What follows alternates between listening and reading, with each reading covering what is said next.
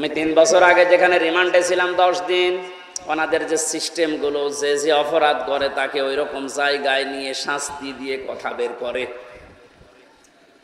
পাশে যাকে নিয়ে গেল, আমি বললাম ভাই আপনার সাথে কি করেছে? বলে আমার এমন জায়গায় নিয়ে গিয়েছিল যে এই সমস্ত নখগুলো তুলে ফেলেছে। ওর মামলাও কঠিন, অস্ত্র নিয়ে ধরা পড়েছে। যারা মার্ডার মামলার আসামি আর আমার মতো একেবারে পটল চোর, মূল্য চোর, আমার আবার কি নেবে? তাও কিছু জিনিস আমার দেখিয়েছিল, এই যে এইগুলো দিয়ে বিভিন্ন জিনিস তোলা হয়। তারপরও তো আমার কোন জায়গার চামড়া ইনশাল্লাহ ওঠেনি। বলেন তো আল্লাহ কি ঘরের বর্ণনা দিলেন না? ও ঘরে প্রবেশ করলে আপনার চামড়া আগে খসে পড়ে যাবে। তার মানে চামড়া খসানোর অনেক জিনিস সেখানে আছে। যে 2টা গুণের কথা আল্লাহ আয়াতে দিয়েছেন, যারা সত্যকে সত্য জানার পরে এদবার করে, মুখ ফিরিয়ে চলে যায়, অহংকার করে, এটা তো মুসলমান না। অন্য জাতির লোক যারা আছেন, সত্যকে সত্য জানার পরে আপনার মুসলমান হওয়া লাগবে তা না। আপনার বিবেক আছে, আপনি তো মানুষ। সত্যকে সত্য জানার পরে কোন মানুষ যদি এদবার করে, মুখ ফিরিয়ে চলে যায়, অহংকার করে, আর দুনিয়াতেও সম্পদ আদি জমা করে রাখে আর বারবার সংরক্ষণ করার চেষ্টা চালায়, এই 2টা গুণ চরিত্র যাদের ভেতরে আছে, আমার আল্লাহ তাদেরকে লাজা দিয়ে প্রবেশ করাবে। বলেন নাউজুবিল্লাহ। এর আগে যে ময়দানে মহাশারের যে বিশাল বর্ণনার কথা আছে, সন্তান পেট ফেটে বের হয়ে যাবে, শিশু বাচ্চার কথা, দুধের কথাও মনে থাকবে না, মানুষ উন্মাদের মতো ঘোরাফেরা করবে। কঠিন অবস্থাপূর্ণ একটা দিন আমাদের সামনে অপেক্ষা করছে। মাস্ট বি, এটা আসবেই, নাকি আমাদের জীবনে বাদ দিয়ে? আল্লাহ রাব্বুল আলামিনের ভয়াবহতা বর্ণনা করতে গিয়ে সূরা মারেজে, সূরা হাক্কাতে, সূরা কারিয়ায় এত বড় কঠিন কঠিন কঠিন শব্দগুলো তিনি চয়ন করেছেন। ওয়ালা ইয়াসালু হামিমুন হামিমাই ইউবাসসিরুনহুম ইয়াওয়াদ্দুল মুজরিমু লাউ ইফতাদি মিন আযাবি ইয়াউমিযিন বিবানি। সেদিন বন্ধু বন্ধুর খোঁজ নেবে না, যদিও তাদেরকে সম্মুখে হাজির করা হবে। ইউবাসসিরুনহুম, এটা আমার বন্ধু বিশ্ববিদ্যালয়ে থাকাকালীন আমরা এক জায়গায় ছিলাম, আপনাদের দিনাজপুরের শহরে বাড়ি। কোথায়? আমার বাড়ি কুষ্টিয়া। 5টা বছর ভার্সিটিতে একসাথে থাকার কারণে একটা মহাব্বত, ভালোবাসা তৈরি হয়েছিল। আমি জেলে ছিলাম 3 বছরের আগে, 1-1.5 বছর ওর সাথে আমার দেখা নেই। 5 বছর পরে গতকাল রাতে দেখা।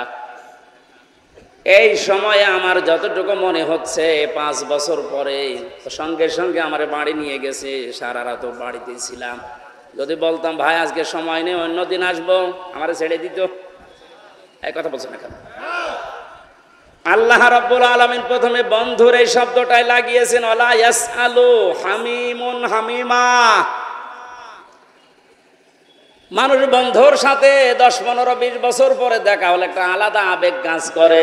আল্লাহ ওই আবেগের জায়গাটায় আঘাত দিয়েছেন যে তোর ওই বন্ধুকে সম্মুখে হাজির করা হবে, কিন্তু সে তোকে চিনবে না।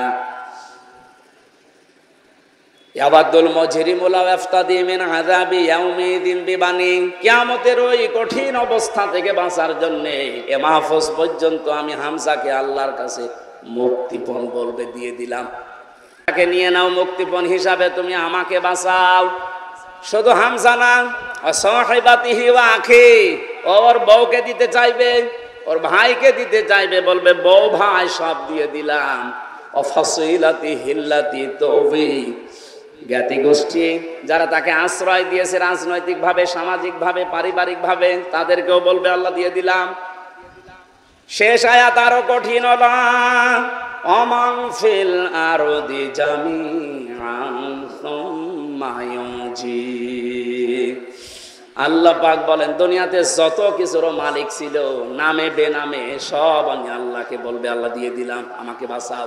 সুম্মা ইউনজি, এরপরও আমি নাজাত চাই। আল্লাহর পরের শব্দটা এত ভয়ঙ্কর শব্দ লাগিয়েছেন, কাল্লা, কখনোই হবে না, কখনো না। এই যে যতগুলো মানুষকেও দিতে চাইলো মুক্তিপণ হিসাবে, আমি হামজা সহ, বউ সহ, ভাই সহ, জ্ঞাতি গোষ্ঠী, সন্তানাদি, দুনিয়ার সব সম্পদ সহ, আল্লাহ জবাব দিচ্ছেন কাল্লা না, ইন্নাহা লাযা, তোকে আমি লাযা নামক জাহান্নামের যে দরজা আছে ওইটা দিয়ে প্রবেশ করাবো। বলেন নাউজুবিল্লাহ। জাহান্নামের যে বিশাল কঠিন কঠিন দরজা আছে তার ভেতরে লাযা একটা, খুব ভয়ঙ্কর দরজা এটা।